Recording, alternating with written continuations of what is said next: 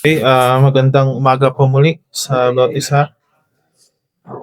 Ah, Pagpatuloy natin ang chapter 1 ng 1689, Baptist Confession of Faith. Nandito na po tayo sa paragraph 2, 3 at 4. No? So, itong paragraph 2 and 3 ay it seems na parang repeat lang siya sa natakal na rin sa Sunday school dati. But para magkaroon ng flow, continuous ang flow ay of course dadaanan natin ang section 2 ay paragraph 2, uh, 3 at ang 4, no. So paragraph 2, sinasabi dito, under the name of the Holy Scripture or the Word of God written are now contained all the books of the Old and New Testaments, which are these, no. So of course na mention ang 39 books ng Old Testament and ang 27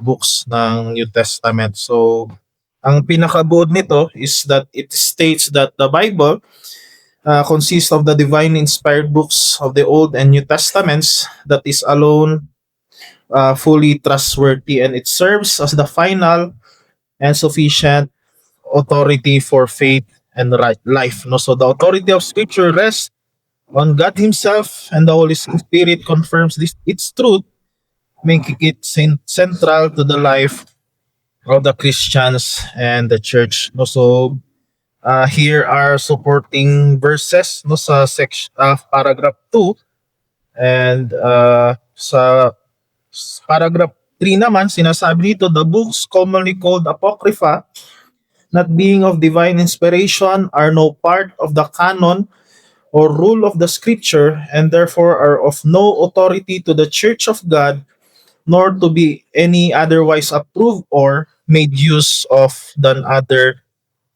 human writings. So first, we can see here is yung complete definition ng scripture. So malinaw na inilatag ng 1689 na ito lamang, no, yung authoritative na books na dapat na sundin at siyang maging gabay ng iglesia, no. So we can see here the scope of scripture. We can see here that the Holy Scripture, as we can see in paragraph 2, is is equated, no, sa written word of God, and it asserts that yung nakakontain dito sa Old and New Testament, ito lamang yung dapat sundin, no. So inilatag siya ng 1689 para wala nang maging confusion sa churches, no, na alin ba yung dapat sundin, no, alin ba yung mga books na dapat ng Bible na dapat nating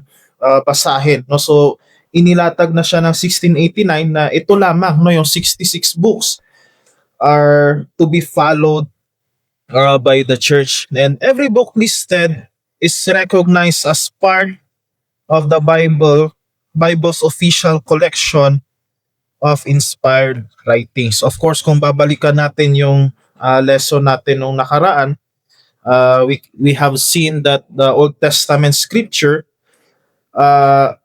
it was completed noong 435 BC, and yung last na book ng New Testament ay naisulat noong 95 AD, which is the Revelation, no, the book of Revelations na sinulat ni Apostle John. And 4 centuries pa ang dumaan, no, bago naging official na makompile yung 27 books of the New Testament. And if we go back sa ating lesson ng mga nakaraan, ito ay yung complete list ng New Testament books ay recorded sa Council of Carthage noong 4th century, no. So ito ay mga North African pastors, no, elders, bishops na binanggit nila, no, yung 27 books of the New Testament. So the point here is that God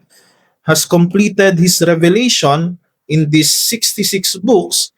So walang pwedeng idagdag, no, at walang pwedeng tanggalin, no. So ang challenge dito mga kapatid is we trust the Bible as God's complete and final revelation. No, so yung scripture na hawak natin ngayon, it is not a partial record no na ng katotohanan ng Panginoon, rather it is a finished revelation of God sa kanyang bayan. No, so through the scriptures, no, sa hawak natin ngayong Bible, no, pinakita dito ng Panginoon, He has fully revealed everything necessary para sa ating kaligtasan, no, for salvation, for faith, and for our obedience. And sabi pa dito, it bears the stamp of divine authority, and together it forms one unified, complete message, no, from the living God. No, so this reminds us, mga kapatid, na hindi tayo mag-rest, no, yung confidence natin. Hindi tayo isang iglesia na sinusunod lamang yung opinion ng tao, no? Kung example, ito lang yung sinabi ni pastor, ito yung sundin natin, ito yung sinasabi ng mas influential sa church, no? Ito yung sundin natin. Hindi tayo nakabase sa experience or sa tradition ng church, no? Mas mataas ang salita ng Panginoon. No, ito yung dapat nating sundin. No, so this applies to every decision na gagawin ng iglesia. No, pwedeng sabihin ng iba, ito yung ginagawa namin dati pa. No, ito yung nakasanayan namin. No, hindi yun yung susundin natin, pero yung susundin natin, ito yung sinasabi, no, ng salita ng Panginoon. No, Hebrews 1 verse 1 and 2 again reminds us, no, of the supremacy of the Lord Jesus Christ, no, as the final revelation of God. No, so again, babalik tayo sa lesson natin nakaraan, yung revelation, it is in progress, no. Mayroong progression sa revelation ng Panginoon, but when Christ came, no, dito fully na reveal ang revelation ng God the Father. No, so the canon close as God spoke finally and fully in Christ. No, so to look beyond the scripture for new revelations is to suggest that God's word is incomplete or insufficient. No, so let us be reminded of this. No, to look beyond the scripture for new revelations is to suggest that God's word is incomplete and kulang or insufficient. No, so ang challenge sa atin dito, we must delight, no, we must study, sundin natin ang salita ng Panginoon, for it alone leads us to Christ. No, ito yung guide natin kung paano tayo mag-worship. Ito yung means of grace natin for us to live a holy life. No, so following the scripture is following the voice of our shepherd. No, so ito ang challenge sa atin dito. The 66 books that we have, we must follow it, because in following it, no, we are following the voice of our shepherd. No, so yan ang scope ng scripture. Pangalawa, yung substance of scripture. Of course, it reminds us it is divinely inspired by God. Yung phrase sa paragraph 2, yung last phrase doon, all which are given by the inspiration of God to be the rule of faith and life. No, si Warfield, no, sa kanyang Westminster Assembly, no, sabi niya, this is not a definition of inspiration but an assertion of it. No, it is a firm statement na the scripture is inspired by God. No, si Jonathan Edwards, no, ito ay commentary niya regarding sa 2 Timothy 3:16. No, na sabi niya dito, because he had exhorted Timothy, no, to the reading of the scripture, therefore he here commends it. No, bakit niya in-encourage and exhort si Timothy to read the scripture? Because it is authoritative, no, it is from God. No, pangalawa, sabi niya dito, from the profit of it, not only the sentences, but the several words and the order and the whole disposition of them is from God, as speaking or writing by himself. This is to be divinely inspired, saith Estius. No, si Estius ay isang Roman Catholic theologian na during this time no ay nire-refer siya nila Jonathan Edwards with regards sa exposition ng Bible. No, so yan ang paliwanag ni Edwards, and a note here reminds us that inspiration in its simplest term means that God guided the writers of the Bible so that yung sinulat nila it is completely true and trustworthy. No, so yan ang pinaka simplest na definition ng inspiration. Na sa pagsusulat ng mga authors ng Bible, nung sinulat ni Paul, Peter, Moses, ang salita ng Panginoon, sila ay ginabayan ng Diyos upang hindi sila magkamali at upang yung salita lamang ng Panginoon ang kanilang maisulat. No, so the Bible has full authority to teach us what we should believe and how we should live o paano tayo mamuhay. No, sa book ni E.J. Young, Thy Word is Truth, sabi niya dito, according to the Bible, inspiration is a superintendence of God. Ibig sabihin siya yung nag-supervise. No, siya, ang Panginoon ang nag-oversight. No, inspiration is a superintendence of God, the Holy Spirit over the writers of the scriptures. And as a result, sabi niya dito, of which those scriptures possesses divine authority and trustworthiness, and possessing such divine authority and trustworthiness are free from error. No, so it was superintended by God upang yung naisulat, it is trustworthy, and again, it is free from error. No, so yan naman ang comment dito ni E.J. Young. No, so ang 1689 Confession, especially yung paragraph 2 or section 2, shows us that the books mentioned iba siya no sa compared sa mga writings dito sa mundong ito. No, of course it is written by men. It is truly written by Peter, by John, pero yung words, it was breathed out by God. No, it was inspired by God. No, it is inspiration that makes the Bible different. No, so iba siya sa definition natin ngayon ng mga nakasulat ng libro, no, na bakit mo ito yung naisulat, ito yung inspiration ko. No, hindi ganyan yung definition pagdating sa Bible. Ibig sabihin ng inspiration, it was guided, no, supervised by God Himself, na yung isusulat lamang nila ay yung kanyang salita. No, regarding this humanness ng scripture, we can go back no sa previous lesson natin, yung pang-apat na lesson natin sa humanness of the scripture, and I believe nandun yun sa ating group chat no sa na-send din doon. No, so si B.B. Warfield, no, napakahaba ng quotation niya dito, pero basahin natin again yung highlighted, the one sufficient and decisive fact concerning them to these writers, inclusive of all else and determinative of all else that was true of them as the word of God, was that they were God-given, or more precisely, the product of God's creative breath. No, we need only to recall the declarations that the Holy Spirit is the author of Scripture, in whom it is, therefore, that its human authors speak. Remember this, because it is He that speaks what they speak through them, they being but the media of the prophetic word. No, again, if you have this book, this is from the authority and inspiration of Scripture ni B.B. Warfield. No, ito naman kay Barnhouse, ito ay preaching niya, isa siyang Presbyterian pastor. No, na quote na rin ito sa humanness natin na lesson.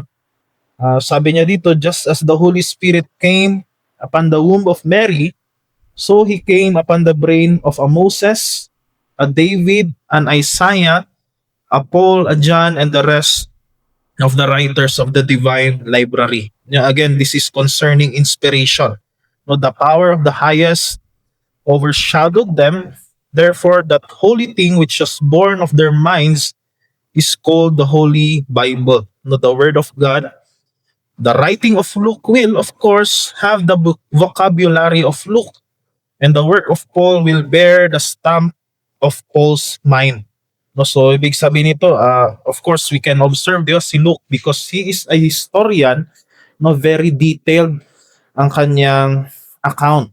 No, and si Paul being a Pharisee, no, being a doctor of theology, no, we can see that express, no, sa kanyang epistles, no, kung paano niya expound especially ang Old Testament, no, paano niya explain doon yung justification. However, sabi dito, this is only in the same manner that the Lord Jesus might have had the eyes like his mother's, or hair that was the same color or texture as hers. He did not inherit her sins because the Holy Spirit has come upon her. Now, if we ask, how could this be? The answer is God says so. And the writings of men of the book did not inherit the errors of their carnal minds because the writings were conceived by the Holy Spirit and born out of their personalities. No, so isa pang book to be suggested, no, for further studies ay si Herman Bavinck. No, of course, every Reformed theologians, no, ang comparison nila especially sa humanness ng scripture ay yung incarnation ng Panginoong Hesukristo. No, doon nila doon yung close na definition niya. No, how can this be? No, na it is inspired by God, breathed out by God, and at the same time merong kalayaan yung mga author na express, no, yung character nila, no, sa kanilang sinusulat. No, so that's for further and deeper study. No, so you can read even yung definition dito ni Benjamin Kitch and ni Nehemiah Cox. No, so sabi niya diyan, be sure that you speak as the oracles of God. The word of God is sacred and must be handled with all religious respect. No, so this is a challenge, especially to those who are desiring, no, to teach the word of God, to preach the word of God. No, dahil itong quotation na ito ni Cox, no, it is a challenge he gave, no, sa mga elders who are to be ordained, no, sa gospel ministry. Na ito yung challenge niya, na yung ituturo nyo lamang ay yung salita ng Panginoon. Only what comes from the word of God. No, sagrado ang Biblia, and it must be treated with deep respect and reverence. No, so a challenge is make God's word the center of your life, trust it above human ideas, obey it, honor its divine authority every day. No, so pangatlo, again, yung exclusivity ng scripture, dahil nga 66 books lang yung ina-affirm na inspired canon, part of the canon, no, sinabi naman ng 1689 to exclude the Apocrypha.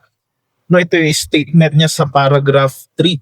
No, the books commonly called Apocrypha, not being of divine inspiration, are no part of the canon or rule of the scripture, and therefore are of no authority to the Church of God, nor to be any otherwise approved or made use of than other human writings. No, so again, we are not following, no, o sinusundan yung teachings ng Apocrypha. No, it's very clear we are not to treat the apocryphal books as part of the scripture. No, malinaw na they are not inspired, wala silang authority. It does not carry authority.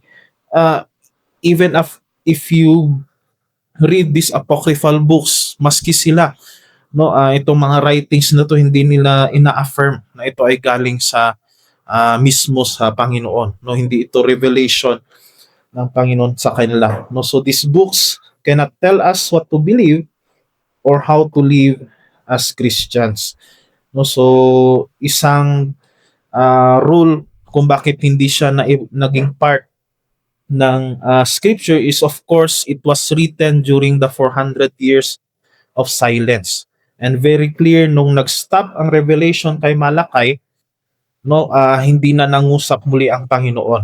No, napag-aralan natin to sa OT canon, no, na maski ang Book of Maccabees, no, it is declaring na during that time, no, hindi nangusap ang Panginoon sa kanila. No, so again, that is just a historical account, but even if it is a historical account, no, may mga inaccuracies siya. No, so hindi siya in a sense may mga questions pa rin, hindi siya completely reliable. No, so it can be interesting na basahin na ito pala yung nangyayari sa Israel nung time na sila ay sinakop ng Greeks. No, ito pala yung buhay nila. It can be informative, but they should only be read like any other books written by humans. No, as background information, but not as God's word. No, so yan po ang makita natin the scope of the scripture, no, substance, inyong pangatlo ay exclusivity of the scripture. No, so itong pangalawa, yung paragraph 4 is actually ito yung simula ng introduction with regards sa authority ng scripture. No, so ito yung statement na ito yung introduction ng 1689 with regards sa authority ng scripture. No, so paragraph 4, sabi dito, the authority of the Holy Scripture for which it ought to be believed depended not upon the testimony of any man or church, but wholly upon God, no, the author thereof. Therefore, it is to be received because it is the word of God. Itong paragraph 4, it reminds us na hindi natin pinaniniwalaan ang Biblia simply because it was approved by the church. No, hindi siya itong 66 books na hawak natin, hindi natin dapat isipin na ito ay inaprubahan ng church. No, ito na kumbaga ang sinabi ng church ay ito lamang yung dapat nyong gamitin. No, hindi ganon.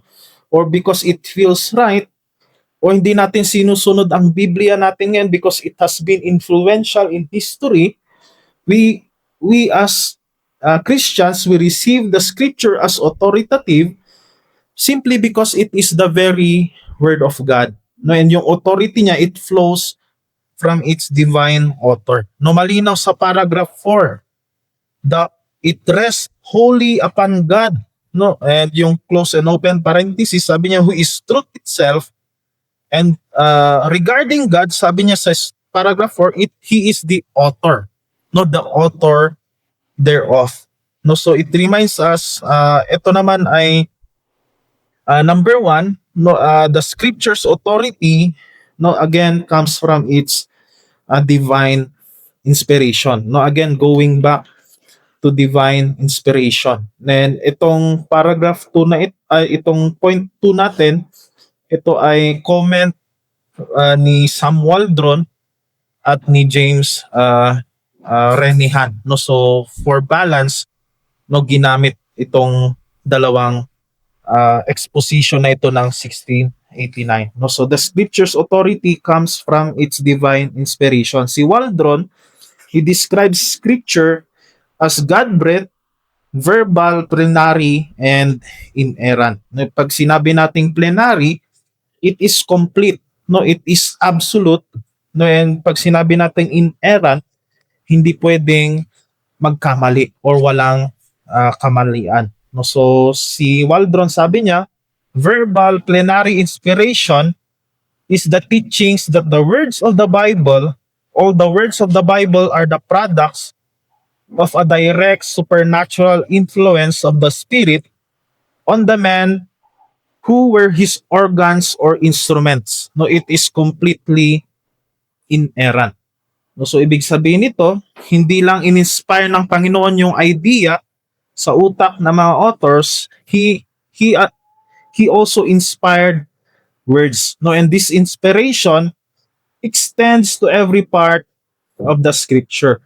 Now dito tayo papasok no sa katanungan na yung Bible ba na hawak natin ngayon, no ito pa rin ba yung inspired word of God? Because remember si Jesus Christ sa Matthew 5:18 sabi niya not one jot no or an iota or sa Hebrew ayod no and it refers this statement of Christ actually refers to the autographs no or the original writings no so uh, for balance isip ito yung tandaan natin na yung inspired lamang na nag-a-apply yung sinabi ni Christ sa Matthew 5:18 it refers to the autographs pero let us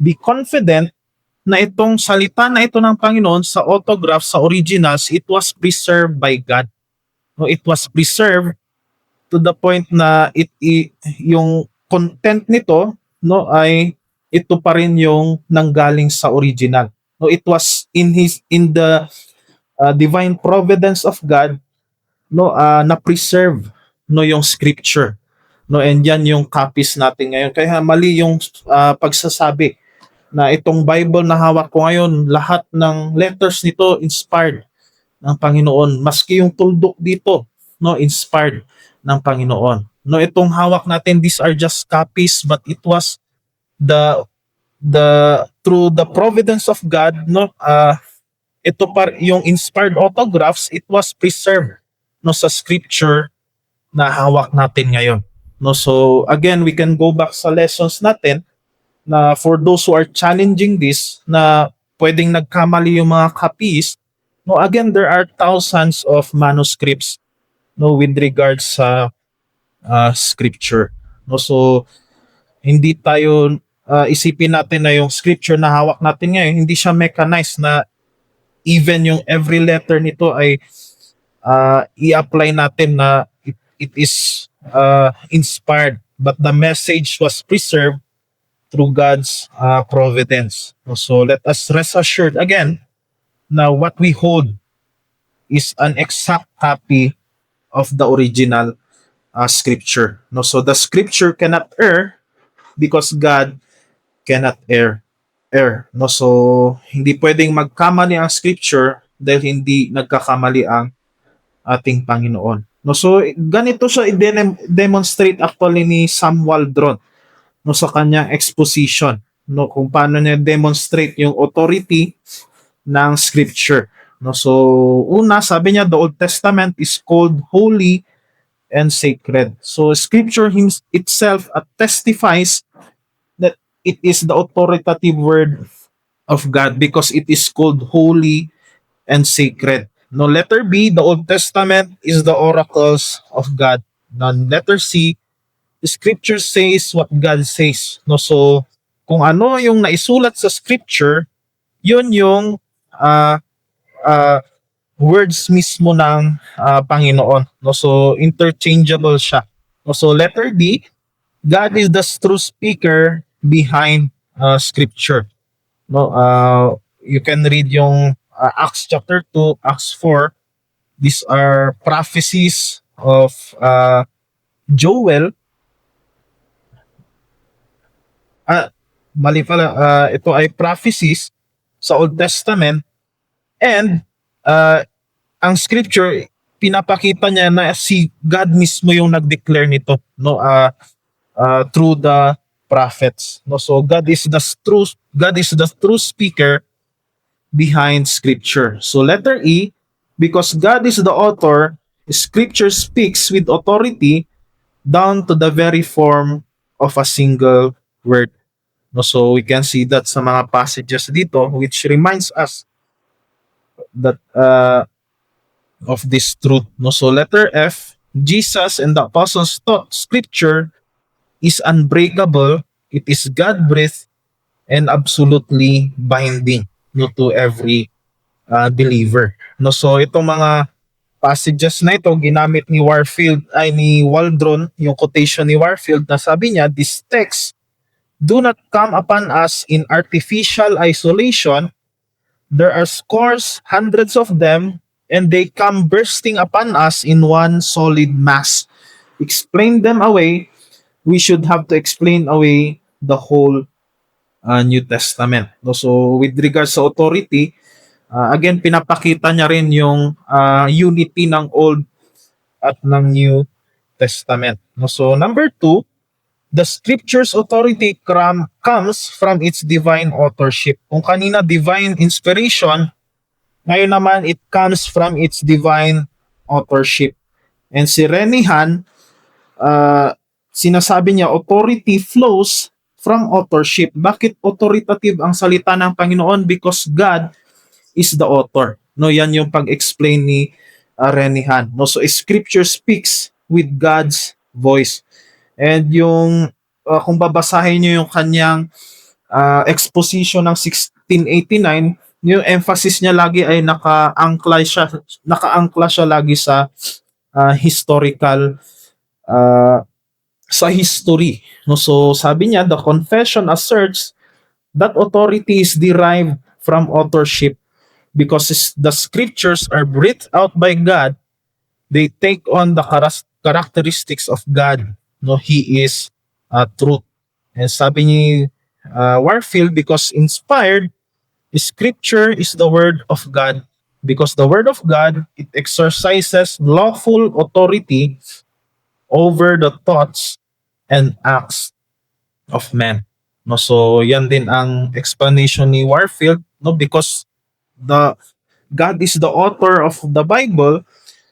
No, ito ay binding sa thoughts and kung paano mamuhay ang tao. No, so si Keith Benjamin, sabi niya, of all writings in the world, the sacred scriptures assume most unto themselves. No, they are the words of eternal life. No, by the inspiration of the Holy Ghost, their tenor is thus saith the Lord. No, He hath ears to hear, let him hear. No, pero yung pinaka-significant ay nung sinabi ni Renihan that the scripture does not derive its existence or authority from the church, Romanist, or otherwise, rather, the church derived her existence and authority from the word. No, so very clear and a challenge given even by Renihan na ang church, it derives her existence sa authority ng salita ng Panginoon. And it reminds us na hindi ang iglesia ang nag-create o siya yung nag-canonize ng scripture, nor does the church give scripture its authority. Ang sabi dito, the church simply recognize the authority scripture already has because it comes from God. So ito yung explanation natin with regards sa involvement ng church sa canonicity ng Bible. No, the church simply recognize kung ano yung authoritative. No, hindi siya tulad ng Roman Catholic Church na sila yung nagbigay ng blessing na itong writing na ito ay authoritative dahil sinasabi namin. No, dahil sinabi ng iglesia na ito ay authoritative, sundin nyo. No, so hindi ganon sa history. The church simply recognize yung authoritative scripture. No, so again, a note, scripture is infallible because its author is infallible. No, number 3, the unity of the OT and NT confirms their shared authority. Because God is the author, ito yung wonder na makita natin na continuous ang flow ng Old Testament hanggang sa pagdating ng New Testament. No, again, it speaks one message and it speaks of the Lord Jesus Christ. No, so the New Testament affirms the Old Testament as God's word. No, pag nababasa natin yung mga writings ni Paul, no, yung mga tinutukoy niya doon na scripture, no, it is actually the Old Testament. No, so the New Testament affirms the OT as God's word, and at the same time, the Old Testament prophesies the New Testament era. And sabi pa ni Waldron, the New Testament claims to be part of God's authoritative revelation. No, if we read yung writings ni Peter, I think if it's in Second Peter, nung mention niya yung writings ni Paul, no, nire-regard niya yon as a sacred scripture. No, so part siya ng authoritative revelation ng Panginoon. No, so si John Murray, we can read this, dahil patapos naman na tayo. Sabi niya dito, the organic unity of both testaments is the presupposition of the appeal to the authority of the Old Testament and of allusion to it in which the New Testament abounds. This fact of organic unity bears very directly upon the question of the inspiration of the New Testament. For if, as we have found, the authoritative witness of the New Testament bears out the unbreakable and inerrant character of the Old, how could that which forms an organic unit with the Old be of an entirely different character as regards to the nature of its inspiration? So imposible na ma-break yung flow nito, no, uh, uh, kung ang Panginoon yung author, no, it is impossible na magkaroon ng break, no, sa unity ng old at new.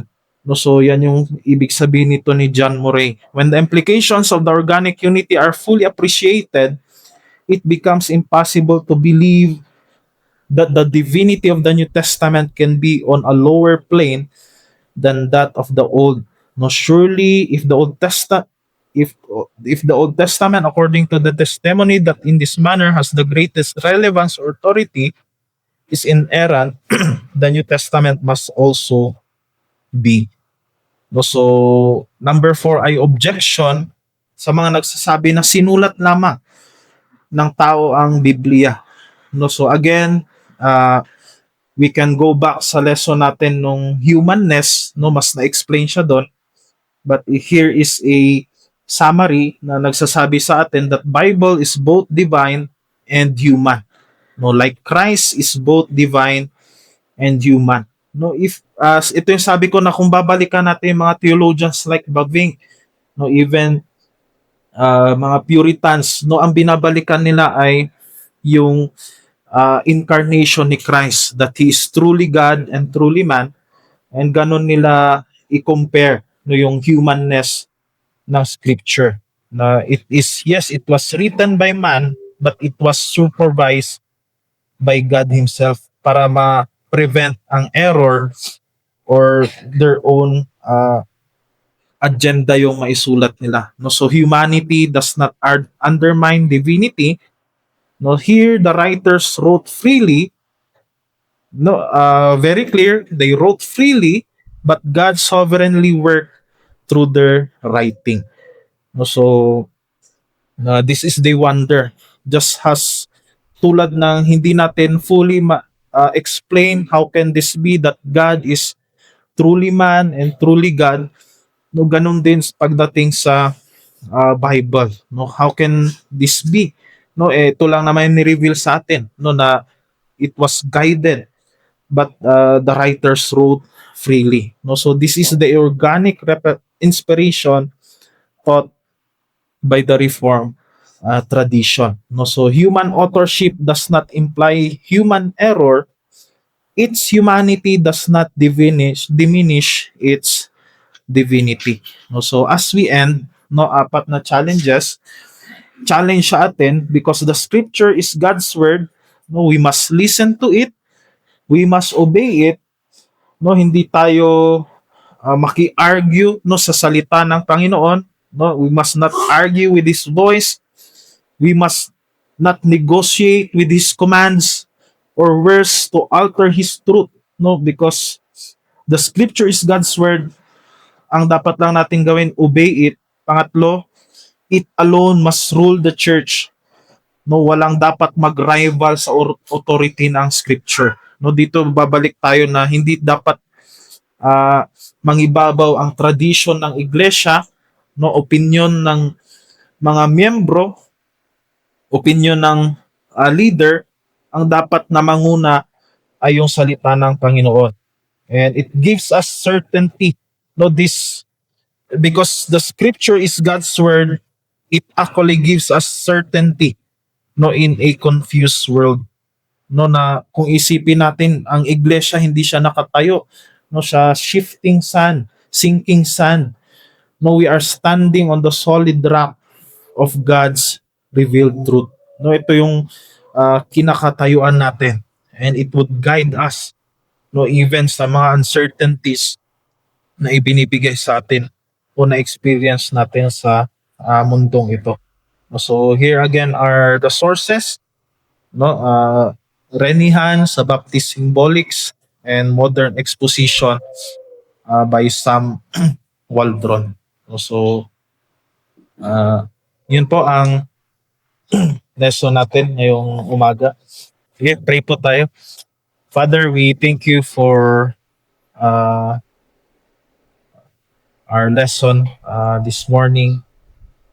Thank you for using your people in history, even sa pag-compile ng aming confession ng 1689, how you guided uh, the authors of this confession.